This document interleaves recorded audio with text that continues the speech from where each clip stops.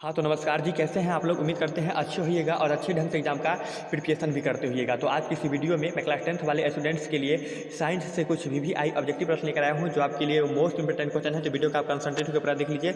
अगर वीडियो अच्छा लगेगा तो वीडियो को लाइक करिएगा और साथ में चैनल को सब्सक्राइब भी कर दीजिएगा। तो चलिए स्टार्ट करते हैं बिना किसी तरीके। देखिए, सबसे पहला क्वेश्चन आपके स्क्रीन पे है, मिल्क ऑफ मैग्नीशिया का पीएच मान कितना होता है? तो मैं आपको बता दूँ, मिल्क ऑफ मैग्नीशिया का पीएच मान 10.5 होता है। याद रखिएगा, मिल्क ऑफ मैग्नीशिया का पीएच मान 10.5 होता है, जो कि ऑप्शन आपका डी में करेक्ट है। और मिल्क ऑफ मैग्नीशिया का उपयोग कहाँ पे किया जाता है? तो मिल्क ऑफ मैग्नीशिया का उपयोग पेट का एसिडिटी को खत्म करने में किया जाता है। तो ये भी क्वेश्चन आप याद रखिएगा। अगला क्वेश्चन देखिए, अगला क्वेश्चन आपका, नाभिकीय ऊर्जा का स्रोत कौन सा है? तो मैं आपको बता दूं, नाभिकीय ऊर्जा का स्रोत यूरेनियम है, जो कि ऑप्शन आपका यही करेक्ट है। और यूरेनियम भारत का सबसे महंगा पदार्थ होता है। और यूरेनियम भारत में कहाँ पाया जाता है? तो जादूगोरा में पाया जाता है। तो ये भी क्वेश्चन सब आप साथ में ध्यान में रखिएगा। अगला क्वेश्चन देख लीजिए, अगला क्वेश्चन आपका, कौन सा पदार्थ नीले लिटमस पत्र को लाल कर देता है? तो मैं बता दूं, कौन सा पदार्थ नीले लिटमस पत्र को लाल कर देता है? तो अम्ल जो है ये नीले लिटमस पत्र को लाल कर देता है, और क्षार जो होता है ये लाल लिटमस पत्र को नीला कर देता है। तो ये भी क्वेश्चन आप ध्यान में रखिएगा, दोनों क्वेश्चन को। अगला क्वेश्चन देख लीजिए, अगला क्वेश्चन आपका, अवायवीय शोषण कोशिका के किस भाग में होता है? तो मैं बता दूं, अवायवीय शोषण कोशिका के कोशिका द्रव भाग में होता है, जो कि ऑप्शन आपका यही करेक्ट है। और कोशिका झिल्ली किसमें पाई जाती है? तो मैं बता दूं, कोशिका झिल्ली मानव और जानवर के कोशिका झिल्ली में पाया जाता है। तो ये भी क्वेश्चन आप याद रखिएगा। अगला क्वेश्चन देख लीजिए, अगला क्वेश्चन आपका, सरदार सरोवर बांध किस नदी पर है? तो मैं बता दूं, सरदार सरोवर बांध नर्मदा नदी पर है, जो कि ऑप्शन आपका सी करेक्ट है, याद रखिएगा। और एक क्वेश्चन ऐसे आता है कि सरदार सरोवर बांध कहाँ है? तो सरदार सरोवर बांध गुजरात में है। तो ये भी क्वेश्चन आप ध्यान में रखिएगा। अगला क्वेश्चन देख लीजिए, अगला क्वेश्चन आपका, शुक्राणु का रंग अपरिपक्व अवस्था में कैसा होता है? तो मैं बता दूं, शुक्राणु का रंग अपरिपक्व अवस्था में श्वेत होता है, जो कि ऑप्शन आपका यही करेक्ट है। और शुक्राणु कहाँ बनता है? तो शुक्राणु वृषण में बनता है। तो ये भी क्वेश्चन आप साथ में याद रखिएगा। अगला क्वेश्चन देख लीजिए, अगला क्वेश्चन आपका, अगला क्वेश्चन देखिए, निम्न में से किस धातु को चाकू से काटा जा सकता है? तो मैं ही आपको बता दूं, निम्न में से किस धातु को चाकू से काटा जा सकता है? तो सोडियम धातु को चाकू से काटा जा सकता है, जो कि ऑप्शन आपका बी में करेक्ट है। और सोडियम धातु को कहाँ डुबा के रखते हैं? तो सोडियम धातु को केरोसिन तेल में डुबा के रखते हैं, क्योंकि सोडियम धातु जो होता है अत्यधिक ज्वलनशील धातु होता है, इसलिए सोडियम धातु को केरोसिन तेल में डुबा के रखा जाता है। तो ये सभी बात आप ध्यान में रखिएगा। अगला क्वेश्चन देख लीजिए, अगला क्वेश्चन आपका, मैग्नेटाइट किस धातु का एक्स है? तो मैं बता दूं, मैग्नेटाइट लोहा का एक्स होता है, अर्थात आयरन का, जो कि ऑप्शन आपका बी नंबर का याद रखिएगा। मैग्नेटाइट किस धातु का एक्स है? तो मैग्नेटाइट आयरन धातु का एक्स है, जो कि ऑप्शन आपका बी नंबर करेक्ट है। और एक क्वेश्चन ऐसे आता है कि हेमेटाइट किस धातु का एक्स होता है? तो हेमेटाइट भी लोहा का ही एक्स होता है। तो ध्यान रखिएगा। अगला क्वेश्चन देख लीजिए, अगला क्वेश्चन आपका, धातु की प्रकृति कैसी होती है? तो मैं बता दूं, धातु की प्रकृति कैसी होती है? तो धातु की प्रकृति विद्युत धनात्मक होती है, जो कि ऑप्शन आपका यही करेक्ट है। और अधातु की प्रकृति कैसी होती है? तो अधातु की प्रकृति विद्युत ऋणात्मक होती है। तो ये भी क्वेश्चन आप याद रखिएगा। और धातु इलेक्ट्रॉन को त्याग करता है और अधातु इलेक्ट्रॉन को ग्रहण करता है। तो ये सभी बात आप साथ में याद रखिएगा। अगला क्वेश्चन देख लीजिए, अगला क्वेश्चन आपका, अगला क्वेश्चन, लोहे को जंग से बचाने के लिए किसका लेप लगाया जाता है? तो मैं बता दूं, लोहे को जंग से बचाने के लिए जिंक का लेप लगाया जाता है, जो कि ऑप्शन आपका डी में करेक्ट है। और लोहे को जंग से बचाने के लिए जिंक का लेप लगाया जाता है। तो इस प्रक्रिया को क्या कहा जाता है? तो इस प्रक्रिया को गैल्वेनीकरण कहा जाता है। तो ये भी क्वेश्चन आप साथ में याद रखिएगा। अगला क्वेश्चन देख लीजिए, अगला क्वेश्चन आपका, क्षार स्वाद में कैसा होता है? तो मैं बता दूं, क्षार स्वाद में कड़वा होता है, याद रखिएगा। क्षार स्वाद में कैसा होता है?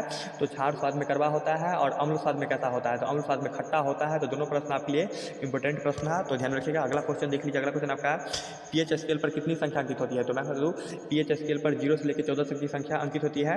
और 0 से लेकर 7 तक की संख्या जो होता है ये अम्ल को प्रदर्शित करता है। और 7 से लेकर 14 तक की संख्या जो होता है, 7 से 14 के बीच जो होता है ये क्षारीय पदार्थ को प्रदर्शित करता है। तो ये भी क्वेश्चन आप साथ में याद रखिएगा। और 7 के बराबर हो जाए तो ये उदासीन होता है, तो याद रखिएगा। अगला क्वेश्चन देख लीजिए, अगला क्वेश्चन आपका, अम्ल और क्षार आपस में अभिक्रिया करके क्या बनाता है? तो मैं बता दूं, अम्ल और क्षार आपस में अभिक्रिया करके जल और लवण बनाता है, याद रखिएगा। और अम्ल और क्षार आपस में अभिक्रिया करके जल और लवण बनाते हैं। तो इस अभिक्रिया को क्या कहा जाता है? तो इस अभिक्रिया को उदासीनीकरण अभिक्रिया कहा जाता है। तो ये भी प्रश्न आप साथ में याद रखिएगा। अगला क्वेश्चन देख लीजिए, अगला क्वेश्चन आपका, कार्बन डाइऑक्साइड क्या है? तो कार्बन डाइऑक्साइड अम्लीय होता है, याद रखिएगा। कार्बन डाइऑक्साइड क्या है? तो कार्बन डाइऑक्साइड अम्लीय है। और कार्बन डाइऑक्साइड CO2 अर्थात कार्बन डाइऑक्साइड CO2 वायुमंडल में कितना परसेंट पाया जाता है? तो 0.03% पाया जाता है, याद रखिएगा। और O2 कितना पाया जाता है वायुमंडल में? तो ये आपका लगभग 21% पाया जाता है। और नाइट्रोजन गैस कितना पाया जाता है वायुमंडल में? तो ये 78% पाया जाता है। तो ये भी क्वेश्चन सब साथ में याद रखिएगा। अगला क्वेश्चन देख लीजिए, अगला क्वेश्चन आपका, विद्युत बल्ब का फिलामेंट किसका बना होता है? तो मैं आपको बता दूं, विद्युत बल्ब का फिलामेंट टंगस्टन का बना होता है, जो कि ऑप्शन आपका डी में करेक्ट याद रखिएगा। और विद्युत बल्ब में कौन सा बल्ब भरा, ये विद्युत बल्ब में कौन सा गैस भरा रहता है? तो विद्युत बल्ब में निष्क्रिय गैस भरा रहता है, तो ये भी प्रश्न आप याद रखिएगा। अगला क्वेश्चन देख लीजिए। अगला क्वेश्चन आपका, अगला क्वेश्चन देखिए, आकाश का रंग नीला होने का क्या कारण है? तो मैं ही आपको बता दूँ, आकाश का रंग नीला होने का क्या कारण है? तो 17 का जवाब हो जाएगा ऑप्शन सी, प्रकाश का परिकीर्णन, याद रखिएगा। और वायुमंडल में किस रंग का परिकीर्णन सबसे अधिक होता है? तो नीला का होता है, तो ये भी क्वेश्चन आप याद रखिएगा। अगला क्वेश्चन देख लीजिए। अगला क्वेश्चन आपका, अगला क्वेश्चन 18 नंबर क्वेश्चन है, किस क्रिया के फलस्वरूप हानिकारक पदार्थ शरीर से बाहर निकाला जाता है? तो मैं बता दूँ, किस क्रिया के फलस्वरूप हानिकारक पदार्थ को शरीर से बाहर निकाला जाता है? तो उत्सर्जन क्रिया के फलस्वरूप हानिकारक पदार्थ को शरीर से बाहर निकाला जाता है, तो याद रखिएगा। अगला क्वेश्चन देख लीजिए। अगला क्वेश्चन आपका, कौन सी क्रिया सभी जीवों के लिए अनिवार्य है? तो मैं आपको बता दूँ, कौन सी क्रिया सभी जीवों के लिए अनिवार्य है? तो श्वसन की क्रिया जो है ये सभी जीवों के लिए अनिवार्य है, याद रखिएगा। और श्वसन के रूप में हम ऑक्सीजन गैस को अंदर लेते हैं और कार्बन डाइऑक्साइड गैस को बाहर छोड़ते हैं, तो ये भी प्रश्न आप याद रखिएगा। अगला क्वेश्चन देख लीजिए। अगला क्वेश्चन आपका, अगला क्वेश्चन, वास्तविक प्रतिबिंब कैसा होता है? तो मैं ही आपको बता दूँ, वास्तविक प्रतिबिंब कैसा होता है? तो वास्तविक प्रतिबिंब सीधा होता है और वास्तविक प्रतिबिंब को पर्दे पर उतारा जा सकता है, तो ये भी क्वेश्चन आप याद रखिएगा। अगला क्वेश्चन देख लीजिए। अगला क्वेश्चन आपका, सरलतम हाइड्रोकार्बन कौन है? तो मैं बता दूँ, सरलतम हाइड्रोकार्बन मीथेन होता है, याद रखिएगा। सरलतम हाइड्रोकार्बन कौन होता है? तो सरलतम हाइड्रोकार्बन मीथेन होता है, जो कि ऑप्शन आप यही करके याद रखिएगा। अगला क्वेश्चन देख लीजिए। अगला क्वेश्चन आपका, रच्छी कोशिका कहाँ पाई जाती है? तो रच्छी कोशिका पत्तियाँ पाई जाती है, याद रखिएगा।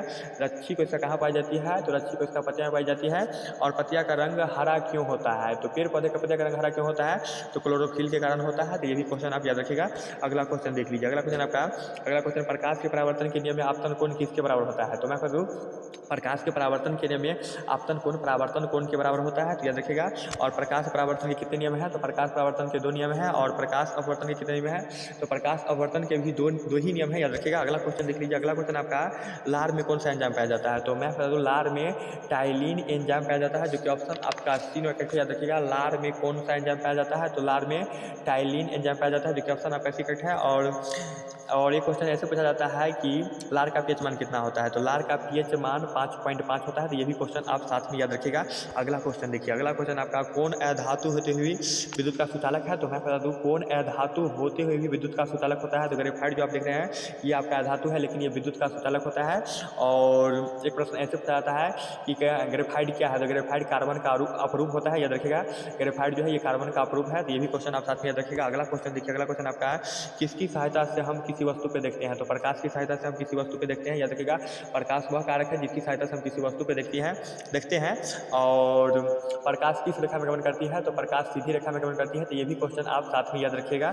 अगला क्वेश्चन देख लीजिए। अगला क्वेश्चन आपका, अगला क्वेश्चन, शुद्ध सोना कितने कैरेट का होता है? तो मैं बता दूँ, शुद्ध सोना 24 कैरेट का होता है, जो कि ऑप्शन आपका बिनो कैरेट, याद रखिएगा। शुद्ध सोना कितने कैरेट का होता है? तो शुद्ध सोना 24 कैरेट का होता है। और शुद्ध सोना कैसा होता है? तो शुद्ध सोना मुलायम होता है, तो यही प्रश्न आप याद रखिएगा। और सोना किस में घुलता है? तो सोना अम्ल राज्य में घुल जाता है, तो यही प्रश्न आप याद रखिएगा। अगला क्वेश्चन देखिए। अगला क्वेश्चन आपका, प्रतिरोध का ऐसा मात्रक क्या है? तो मैं बता दूँ, प्रतिरोध का ऐसा मात्रक ओम होता है। और प्रतिरोधकता का ऐसा मात्रक क्या होता है? तो प्रतिरोधकता का ऐसा मात्रक ओम मीटर होता है।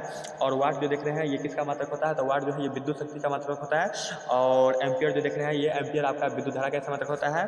और वोल्ट जो देख रहे हैं ये वोल्ट किसका मात्रक होता है? तो वोल्ट जो होता है ये विद्युत विभव और विद्युत विभवांतर कैसे मात्रक होता है, याद रखिएगा। अगला क्वेश्चन देख लीजिए। अगला क्वेश्चन आपका, अगला क्वेश्चन देखिए। अगला क्वेश्चन है, रक्त में आयरन की कमी से कौन सा रोग होता है? तो मैं बता दूँ, रक्त में आयरन की कमी से एनीमिया रोग होता है, तो ऑप्शन आप ऐसी करके याद रखिएगा। अगला क्वेश्चन देख लीजिए। अगला क्वेश्चन आपका, और रक्त में आयरन की कमी से कौन सा रोग होता है? तो एनीमिया रोग होता है। और हमारे शरीर में जब इंसुलिन की कमी हो जाएगा तो कौन सा रोग होगा? तो मधुमेह रोग होगा, तो ये भी क्वेश्चन आप याद रखिएगा। अगला क्वेश्चन देख लीजिए। अगला क्वेश्चन आपका, टार्टिक अम्ल किस में पाया जाता है? तो मैं बता दूँ, टार्टिक अम्ल किस में पाया जाता है? तो टार्टिक अम्ल किस में पाया जाता है? तो टार्टिक अम्ल इमली में पाया जाता है, याद रखिएगा। टार्टिक अम्ल किस में पाया जाता है? तो टार्टिक अम्ल इमली में पाया जाता है। और टमाटर में कौन सा अम्ल पाया जाता है? तो टमाटर में ऑक्जेलिक अम्ल पाया जाता है। और दही में कौन सा अम्ल पाया जाता है? तो दही में लैक्टिक अम्ल पाया जाता है। और सिरका में कौन सा अम्ल पाया जाता है? तो सिरका में एसिटिक अम्ल पाया जाता है। तो सारा क्वेश्चन आप याद रखिएगा, सारा क्वेश्चन इंपॉर्टेंट क्वेश्चन है आपके लिए। अगला क्वेश्चन देखिए। अगला क्वेश्चन आपका, अम्लीय वर्षा का पीएच मान कितना होता है? तो मैं ही आपको बता दूँ, अम्लीय वर्षा का पीएच मान 5.6 से कम होता है, याद रखिएगा। और अम्लीय वर्षा किसके कारण होता है? तो अम्लीय वर्षा NO2 और SO2 के कारण होता है, तो ये भी प्रश्न सब आप याद रखिएगा।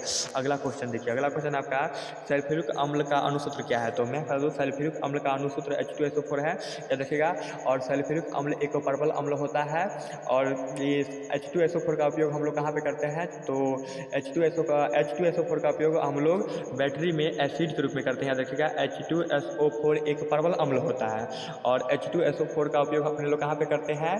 तो बैटरी में एसिड के रूप रूप में करते हैं, तो ये भी क्वेश्चन साथ में याद रखिएगा। अगला क्वेश्चन देखिए, अगला क्वेश्चन आपका कार्बन और हाइड्रोजन के संयुक्त से क्या बनता है। तो मैं बता दूँ कार्बन और हाइड्रोजन के संयुक्त से हाइड्रोकार्बन बनता है, जो कि ऑप्शन आपका बी नंबर का याद रखिएगा। अगला क्वेश्चन देख लीजिए, अगला क्वेश्चन आपका किस रंग का तरंगदैर्ध्य अधिक होता है। तो मैं बता दूँ लाल रंग का तरंगदैर्ध्य सबसे अधिक होता है, याद रखिएगा। और सबसे कम किसका होता है तरंगदैर्ध्य, तो बैगनी का होता है। तो यही प्रश्न आप साथ में याद रखिएगा।